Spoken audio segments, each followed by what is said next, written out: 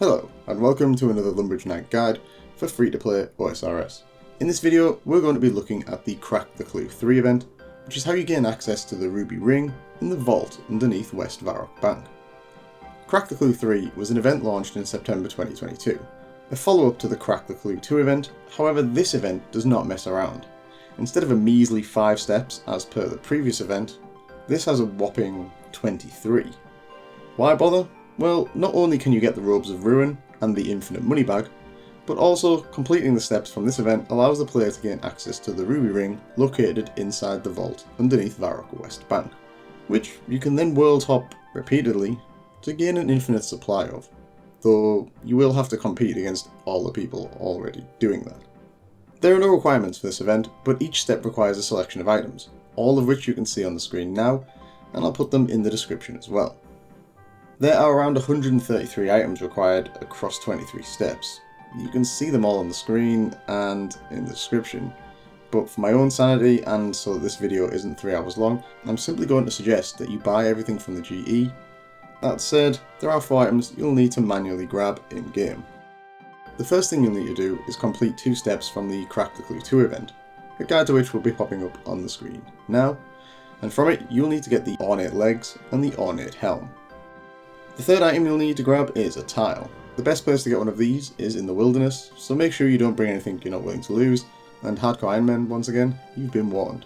To get to Ferox quickly, you should use the minigame teleport to Clan Wars, then head north from Ferox and into the Graveyard of Sorrow. This is where you will have got your planks for Dragon Slayer 1. You should see that there are also random tiles dotted around the graveyard, so just grab one of them and then head out of the wilderness. And the final non-GE attainable item is a skull. You can actually pick this up either on your way into or out of the wilderness.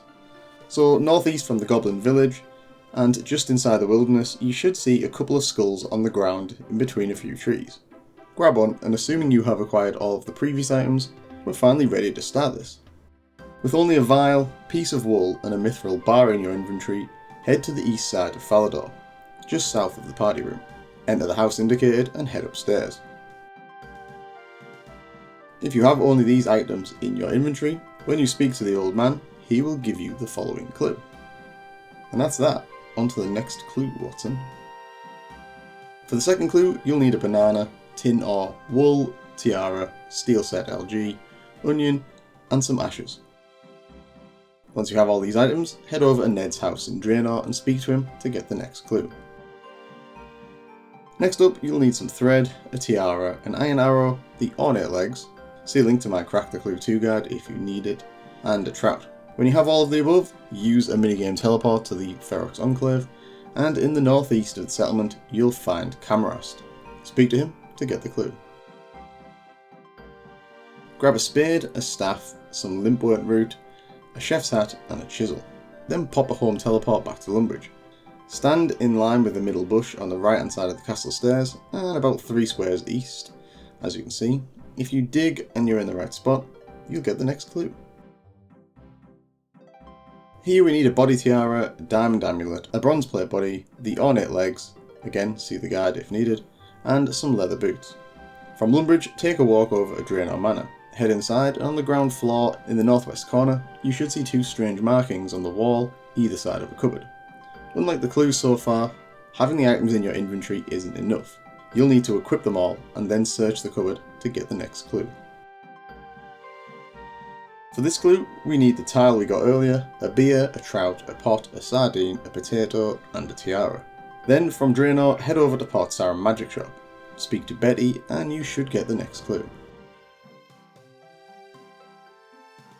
For this step, we need to head back to the wilderness with a beer and a banana. You need to be on the west side of the ruins north of the Ferox Enclave. Now, standing between the hollow log and the fallen tree, eat your banana and then drink the beer. Then use the following emotes: dance, yawn, shrug, and then wave. The old man will appear and walk a set pattern. You can follow him, but you can basically ignore this as it's also part of the puzzle and indicative of a more complicated path. Honestly, I don't know how the people crack these clues because I think I'd be here forever. Anyway, head back to Ferox and grab your spade. Then head over to OSRS Wiki and hopefully you're using Rune Light, so you can totally cheat and import the tile markers. In fact, to make things easier, I've copied tile markers into the descriptions, so scroll down to the description and copy the tile markers for clue 8. Then right click on the little globe under the minimap and select Import Tile Markers. Just note that this will only be available if you're using Rune Light. Once you've done this, simply follow the instructions. If you can't do this, you'll have to try and follow along with me on the screen and try to get to the right square. For square 1, you'll need to use the spinner mode, square 2 the jump for joy, square 3 spin again, square 4 jump for joy, and then you can finally dig on square 5. This will get you the Cloak of Ruin and the next clue. For this clue, you'll need 7 willow shortbows and 3 tiara moulds. Then head to the White Knight's castle in Falador. Once there, head inside and head up to Sir Vivan, on the 2nd floor, 3rd floor US. This is the guy whose sword we replaced in the Knight's Sword quest. Speak to him with only these items to get the next clue. Head to the bank and withdraw 3 kebabs, 2 red beads, a spade, a pike, a sapphire, some big bones, a cake tin, 2 bananas and a black bead. Whew, that's a lot of items. Then speak to Miss Schism in Draenor, who can be found in a chair opposite the bank. If you have the correct items in your inventory, she will give you the next clue. Please like the video and support my content. Thank you, noble knight. From this clue, head to the GE with the following items: an iron axe, an uncooked berry pie, and a mithril scimitar. Then speak to Brooks Burson to get the next clue. This is another follow along clue, so we don't need any items. Again, I recommend cheating and importing the tile markers from OSRS Wiki, which you can find in the description under clue 12. If you can't do this, then you're going to have to do your best to follow along based on what you can see in the video. Once you have the tile markers, head to square 1 and wave. Square 2, clap. 3, wave. 4, spin. 5, wave. 6, yawn. 7, wave. 8, yawn. 9, spin. 10, clap. 11, wave. And if this is done correctly, you should be right next to Bob Barter, who will talk to you and give you the next clue automatically.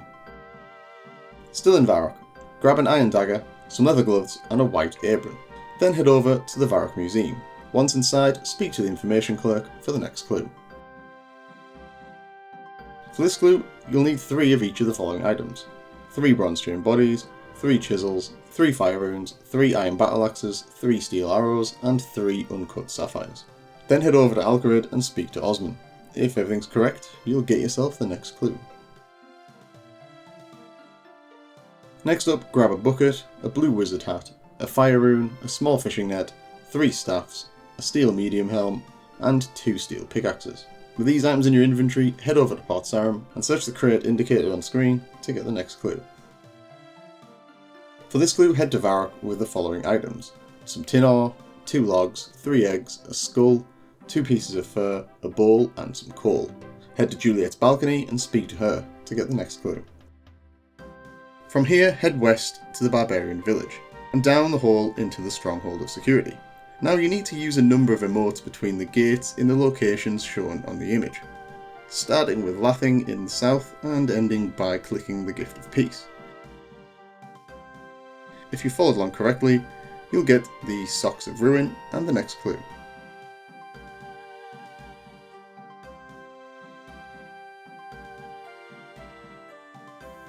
Another clue located in the wilderness. Here you will need your spade, and we want to be in the northeast between levels 33 and 40, where the entrances to the escape caves are. Once here, you'll notice a load of craters. What we need to do here is perform a series of emotes in each of the craters. What I did was identify the central crater and mark that square in order to have an anchor point. Then follow the order of the emotes on the emotes menu screen, top to bottom, left to right. To make this more obvious, I've taken the images from OSRS wiki and added numbers to make it obvious. There are ground markers for this, which I've added in the description under clue 18. So work your way through the sequence. Once complete, head back to the central crater and dig to get the next clue.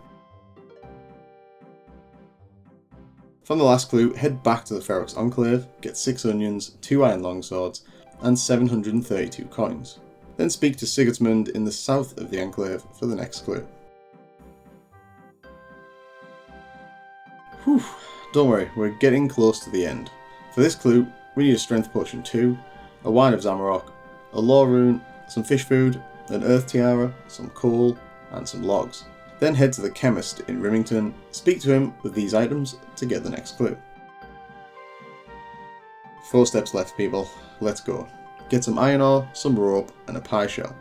Head to the road north of Falador, west of where you began the Below Ice Mountain quest. Find Narth, be careful not to attack him, and speak to him for the clue.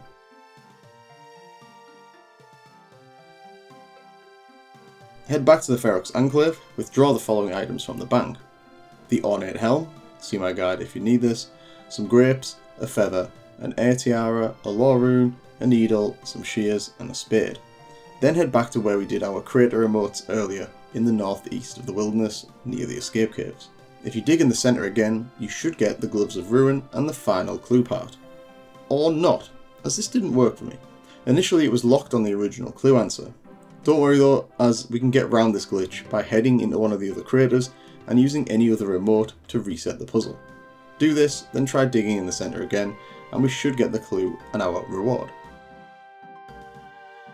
Finally, we arrive at the final clue before infinite ruby rings are upon us, and it's a doozy.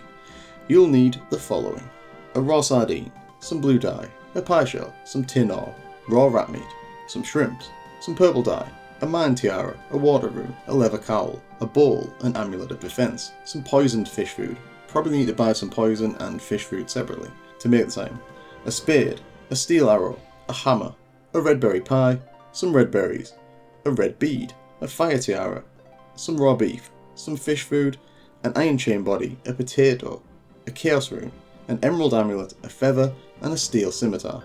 Whew. Once you've gathered all these items, head into the Lumbridge swamp and go to the water altar. All you have to do is dig at the spot indicated between the fallen pillar and the boulder, and boom, we get the final clue, and that marks the completion of Crack the Clue 3. Jeebus, that was a long one. Now all you need to do is clear your inventory, head to Varrock West Bank, head down the stairs and to the vault door, and do 17 emotes in the order shown in the image to be teleported inside. If you do this right, the mysterious old man will appear and teleport you in. FYI, you need to either teleport yourself out or do this again for him to come and get you out, otherwise you're kind of trapped in the vault.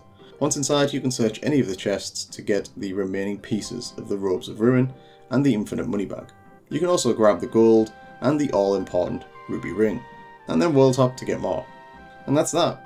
All that's left for me to say is that I certainly couldn't have cracked these clues, so major kudos to the players that got there properly and whose names are on the screen now. Equally, I couldn't have made this guide without OSRS Wiki, which is a great resource I thoroughly recommend. And that brings us to the end of this video. I hope that this Crack the Clue 3 guide was useful. Please leave a comment with any feedback or questions, as I'm keen to hear them. And all left for me to say is, I've been the Lumbridge Knight, peace out, and thanks for watching.